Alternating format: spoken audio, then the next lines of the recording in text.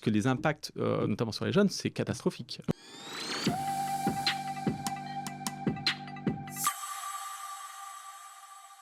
La première victime, de cette guerre, cognitive, c'est les enfants. On a, 25 de notre population qui, en jeune âge et leur cerveau, il est en pleine, construction, c'est un chantier jusqu'à 25 ans.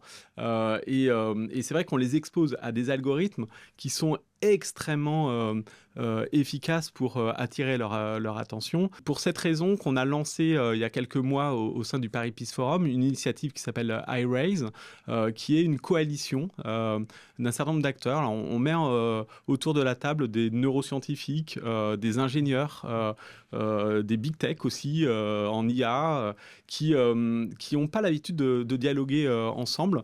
Et ce qu'on essaye de faire, c'est de ne pas faire la même erreur qui a été faite clairement sur les réseaux sociaux.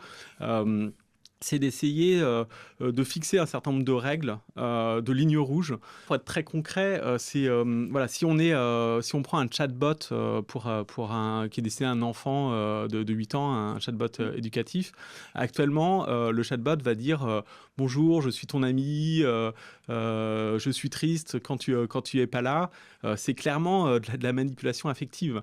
Après iRaise et les règles qu'on est en train de fixer, cet algorithme, en fait, il dira bonjour, je suis un algorithme, je ressens rien. Si tu as un problème important, discute-en avec un adulte de confiance. Voilà, c'est vraiment quelque chose sur lequel on travaille côté Paris Peace Forum avec l'ONG everyone.ai pour essayer d'avancer vite, parce que les impacts, notamment sur les jeunes, c'est catastrophique.